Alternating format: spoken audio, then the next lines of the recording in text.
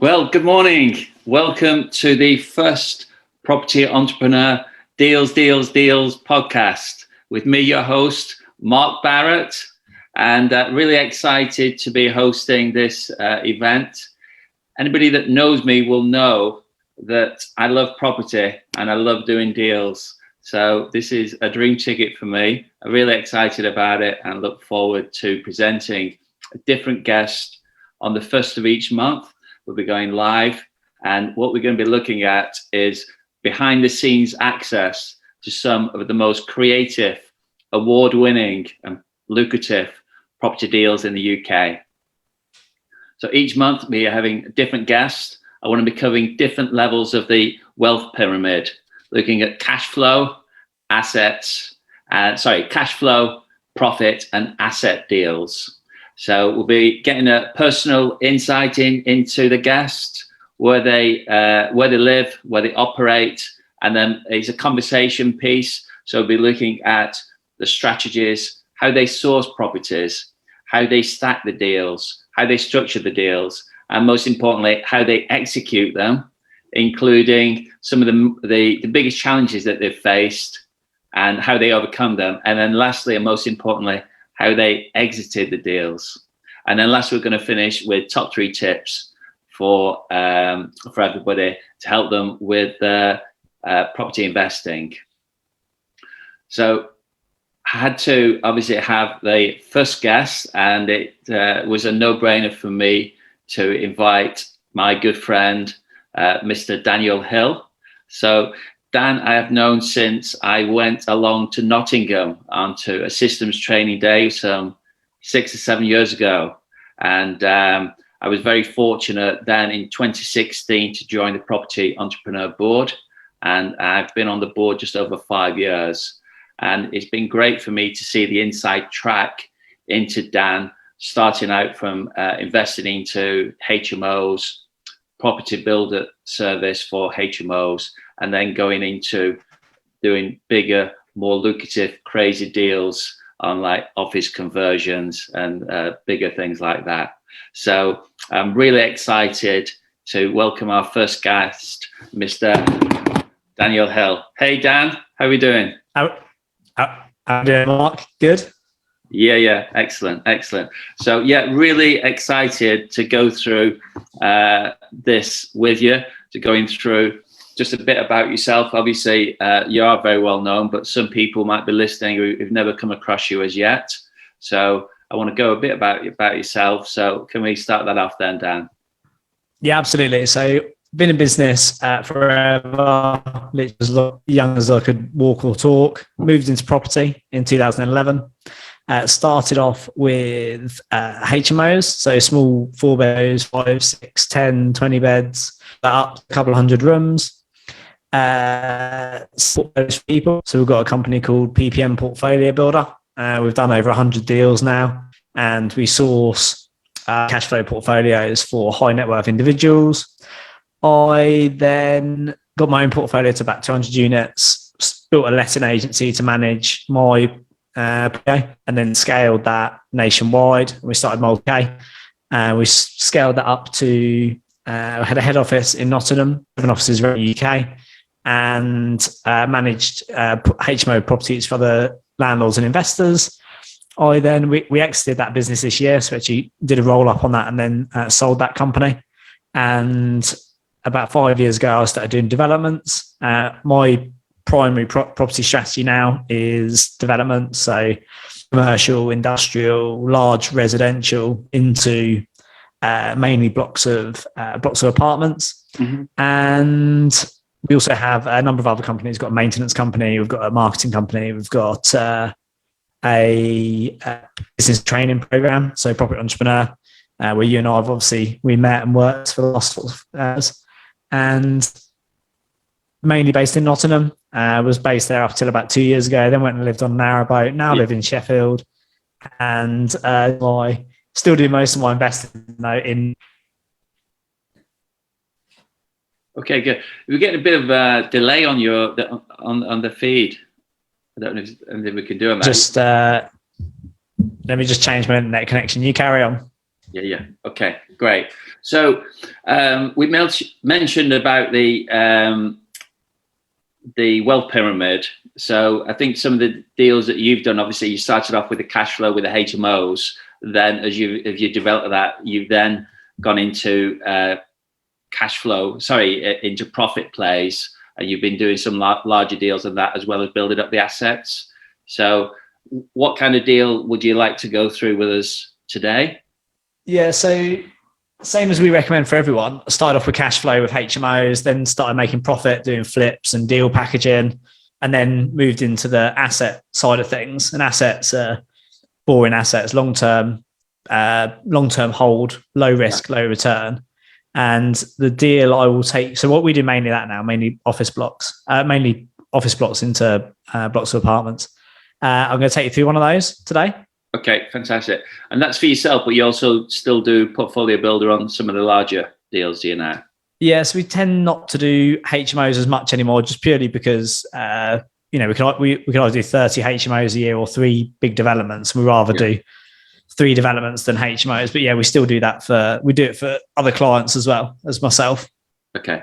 And before we start, just tell me again your wealth dynamics profile, because I think that could impact as to how people do deals and things like that. So I was interested.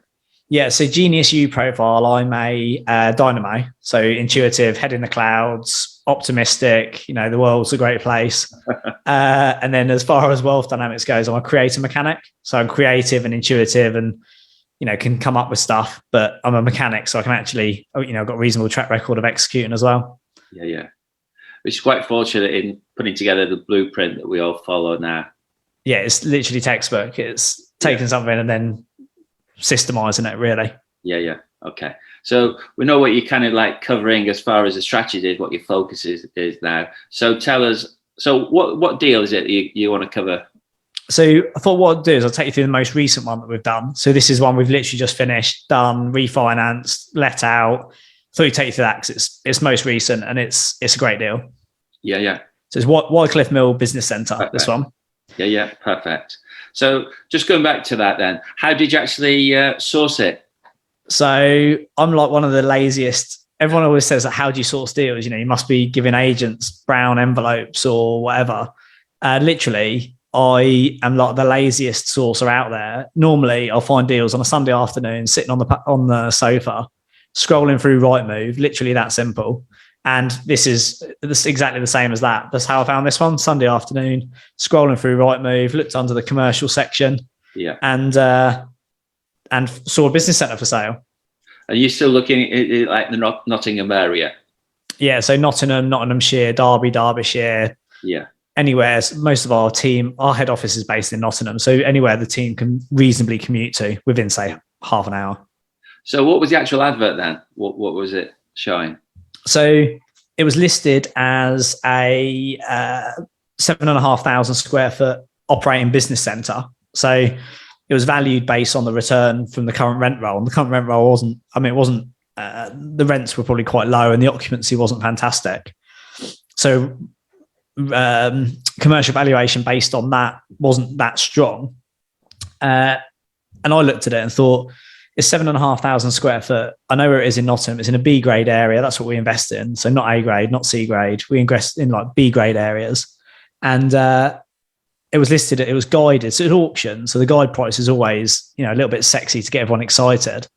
And it was guided at 255,000 for 7,500 square foot. And I just thought, it's just absolutely bonkers. Like, we'll normally pay up to £90 a square foot for like B grade area commercial stuff. We normally pay up to £90 a square foot, and that worked out about £34 a square foot. And I just thought, that's absolutely bonkers. Whatever we need to do, we need to buy it. And I sent it to Jen and just said, look, this is potentially the next banger. Like, banger as in like amazing site. This could be the next banger. Sent her it and just said, look, it's listed at guided at 250. We can afford to pay up to X, which was significantly higher.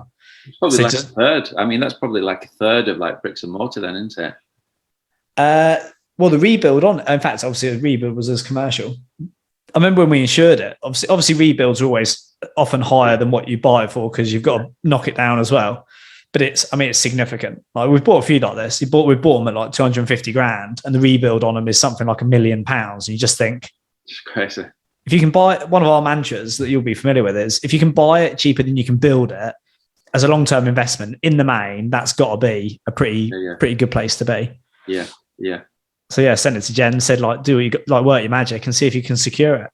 So you know your metrics now because you've been doing these deals. So you know, yeah, that's a deal. So as a kind of like ballpark, people that's kind of like maybe looking to enter into this space, what kind of like thing? So you're looking at, what would you like to pay per unit? So you work out kind of like the size of it. You take off your communal areas, what do you allow for that? About 50. Look, I'll normally do as little work as I can to get the deal into the offering stage. And then as we get into negotiations, really start to drill down. But I won't do all the granular detail till we've secured it, because the market's so hot. Yeah. For real deals, you've got to be pretty fast paced with it. So I'll normally work on price per square foot. I'll look at how much is it price per square foot to buy, how many units can we get in there, and I'll normally take about 15% off. So 7,500 square foot times 85%, and then divide it by an average unit size. Yeah, and that obviously the minimum space standards now apply to all deals. So we're now at 37 square meters. So you just look at how many of those you get in, and then that's kind of, you then work out that. And what would you say the refurb costs that you tend to rely? Obviously, prices have gone crazy at the moment for refurbs, but what do you tend to put in for those? So it depends on the site. If it's a really straightforward sort of rip out and replace, so construction sound, there's no demo, we'll normally work on a rough. I'll normally work on a rough figure of either price per unit, depending on what size units they are, of maybe £25,000 for like a 30 square meter apartment, or per square foot. And depending on what the site is, anywhere from say 70 to £100 a square foot. Our average construction cost is about £75 a square foot. Okay. Yeah, that's good. So you find the banger online on a Sunday. The deal works. Yeah. How did you then look to? So you stack your numbers, kind of like a lot of it is in your head now because you've done so many of these deals. Deal works. How did you then secure that deal? So I said to Jen, this is the figure we can go up to, and Jen, do what you got to do to get it gone. Portfolio builder management. Yeah, so Jen's the head of PPM portfolio builder. Yeah, who delivers sites for our clients and also heads up and runs all of my developments. Basically said to her, this is what you can go up to. Do what you got to do. He said, well, it's guided at 250. See if you can get it before it goes in the room. So if it goes to auction, obviously, it could be anything. 9 times out of 10, it'll go crazy. Yeah. Just said secure it whatever you can. And she came back and said they won't take 250, but they'll take 255 if you can get there and exchange and pay for it before lunch. Wow. And I was like, sound, just like, she was like, well, we haven't got time to do a survey. We haven't got time to do a survey. We're buying it pretty much blind. We've not seen many of the legals and stuff. So I literally walked up there. I hadn't even seen it. It was about 10 minute walk from our office. So I literally I said, I'll come to the office. So I went to the office, walked up there, just walked around the building, make sure it wasn't falling down. And I thought for 255 grand, there can be a lot wrong with it and still not lose money. So literally Jen picked me up, went down the auction house, took my debit card with us and literally just bought it there and then. Wow. That's pretty decisive. Yeah. Fantastic. So you've then got this building then. So you've gone through sourcing it. You kind of like stack the numbers. How do you then structure that? So for people looking to do these kind of deals, do you set up a individual SPV for each one, and how do you then do you fund it? So we have the group structure that I use. I have a holding company at the top. So a number of holding companies which own the SPVs below. And then depending on, I have an asset one which had HMOs and things like that. And I have a holding company which has my developments below it, and I have an investment company which has my single lets and my sort of shares and investments and stocks and things like that. So for the developments, we'll open an SPV, so a special purchase vehicle. Wycliffe Mill was bought in Wycliffe Mill Business Centre Limited. Started that. That's owned by my holding company, and my holding company is then owned by me. Bought it cash, so bought the site cash. Went and got full planning, and then how long did the planning take? Once we had all, I used PD, so you used permitted development to go from B1 to C3. That took because it was tenanted with tenants. That was actually one of the longer things. I don't know why we didn't hugely rush it.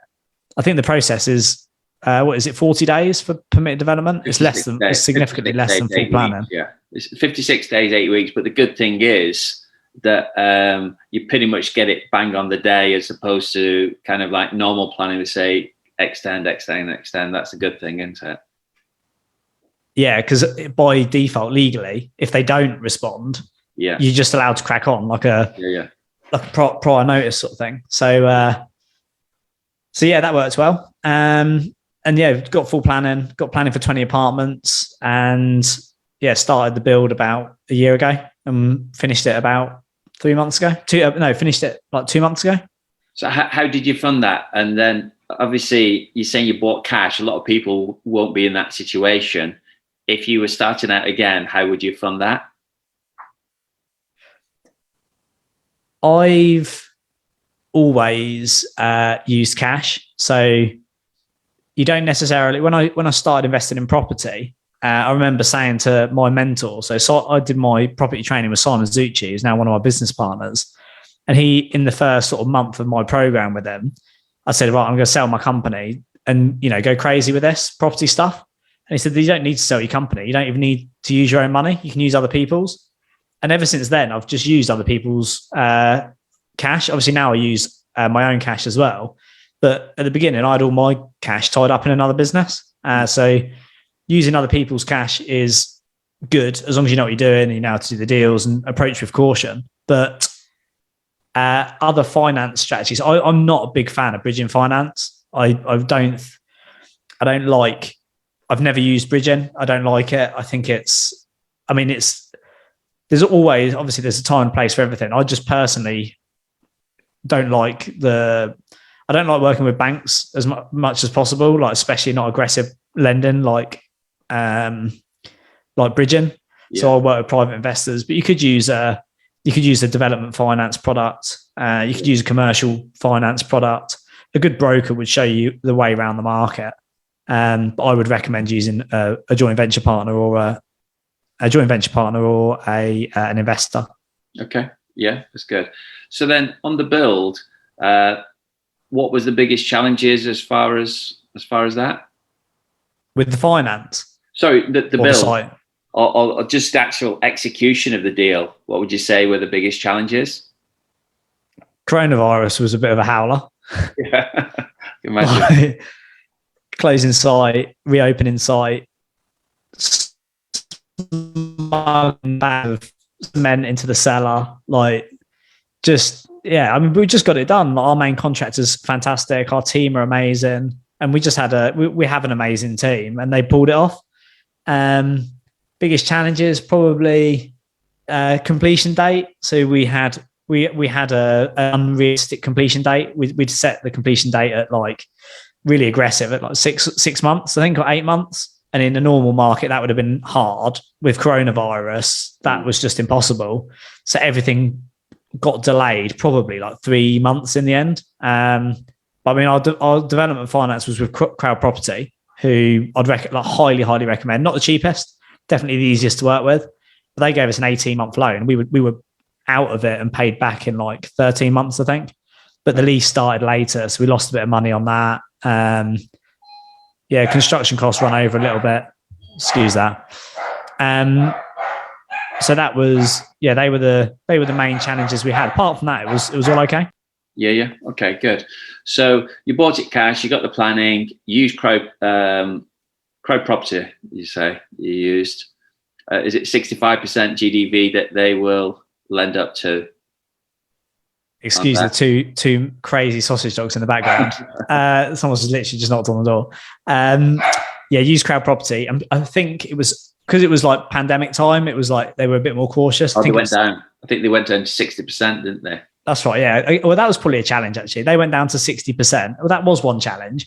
They only offered 60% of the GDV, and I thought the site would be worth about 1.7 million. And the RICS valuer valued it at 1.1, so I only got 60% of 1.1. Right. So if I'd have paid normal price or like what I would expect to pay for that site, it really would have been difficult. But luckily, like I just funded it a little while for myself, and because I bought it so cheap, it wasn't a real issue. And that was one challenge. Was we were supposed to have the finance sorted, and there was a big delay. So I ended up funding the site myself, which at like 20, 30, 40 grand a week is not, is not a position you want to put yourself in unless without intention. So that was a bit of a challenge, but you just ride those ones out. Yeah. And then kind of like build cost, what did that come up? Something like that, ballpark. The build cost, let me get it up for you. The build cost came out at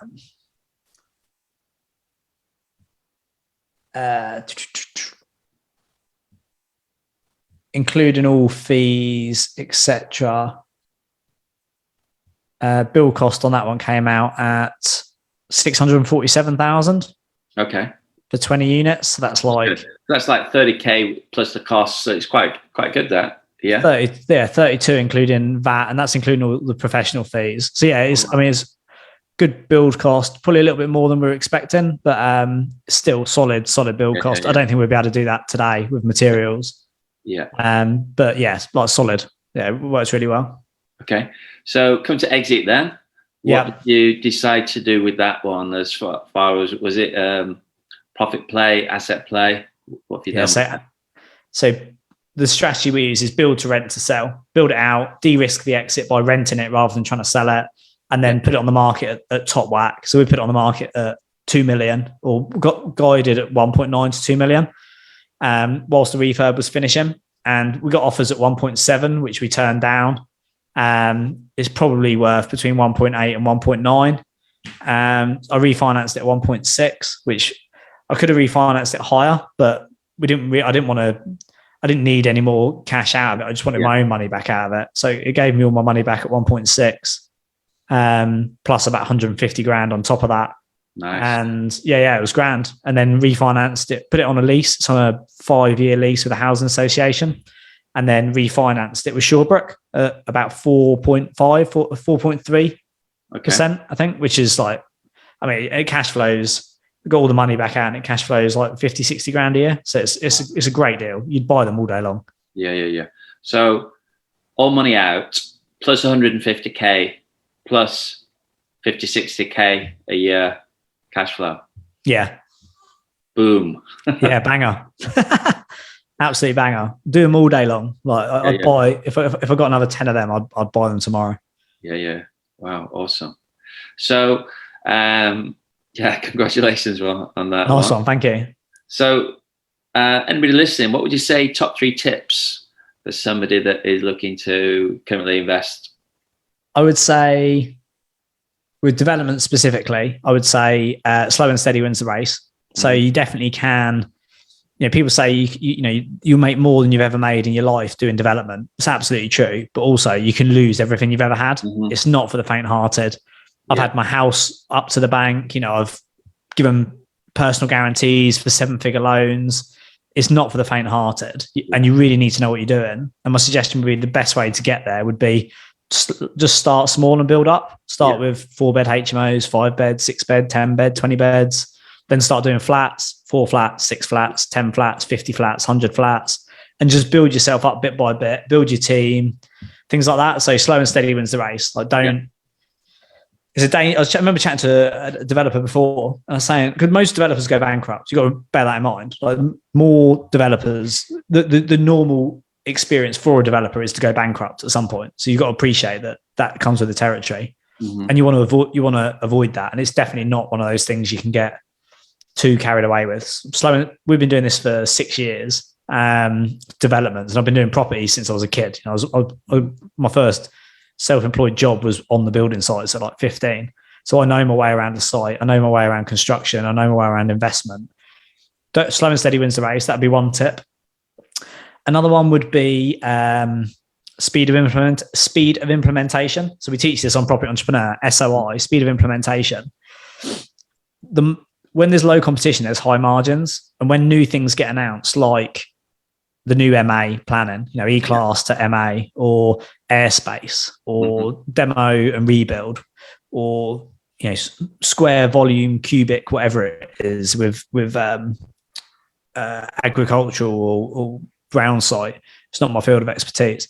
When you hear something like that that's new and it ticks your boxes, move quick, get involved, and like understand it better than anybody else, and go and do it before anybody else has even heard of it, let alone doing it. And equally, when you see deals, you want to be bold, you want to be brave, but you don't want to be foolish. And most of the deals we get is because we're quick. Like we'll complete. We're still now saying we'll complete before Christmas if we can, which sounds absolutely bonkers. But if you say I'll buy cash, I'll buy unconditionally, and I'll complete within 4 weeks, 30 days, 60 days, whatever, it just gets deals done. And I would say 9 times out of 10, we're not the best price, but we're always the best buyer. We're cash. We won't mess you around. We've got a good reputation. Most of the time we can say, look, we developed that building over there, which is down the road. Yeah, it's powerful. So the second is speed of implementation. And the third would be have a team of professionals. Yeah. So, we buy sites that I've never seen. I'll go there once or twice during construction or during demo, just to make sure that there's no issues. But once we're into, once the demo is done, the guys just run with it. Got really strong main contractor, really strong head of company, so head of portfolio builder who oversees it all, really strong QS, monitoring surveyor, building control team, or building surveyor, all these people that go towards making the deal. I'd say pay great people great money for an easy life. You want to have those professionals around you, and you really don't want to be worrying about what's happening on site. It should, once the contract's signed, like don't start until it's finished. Once the contract's signed, that's it. You should just be able to run then, and there'll be some variations, but don't start until it's finished. Get it all nailed up front with a team of professionals and get it in black and white. Yeah.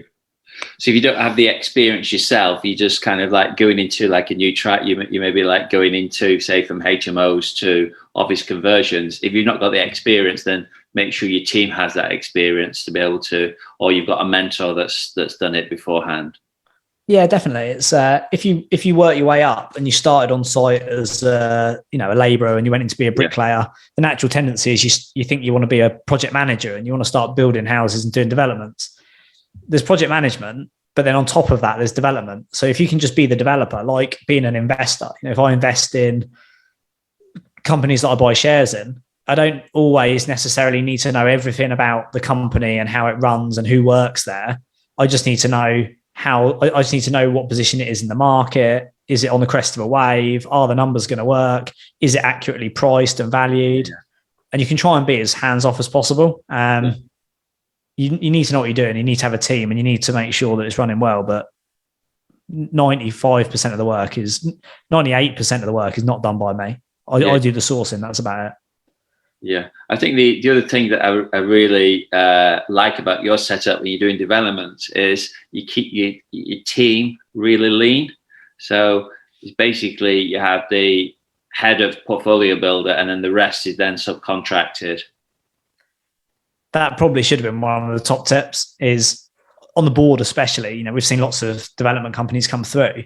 And the biggest trap people get into is treating a development company, which is a profit-based business or an asset-based business, as a cash flow business. Yeah. And try and have, 100 grand or £500,000 worth of overheads a year for a development company. It's like development wants to be the cherry on the top of the cake. It's not the cake. The cake, you want to be earning your salary from your portfolio or from your letting agency or from a cash flow business. A development company, and we've literally got one employee in our development company, and we do millions of pounds worth of development every year. Like we've normally got between 30 and at the minute we've probably got 100 flats, over 100 flats in pipeline or being built out, and there's one employed person in that business. Everything else is subcontracted. Mhm. It just takes the stress out of running a development company. Yeah. That's powerful.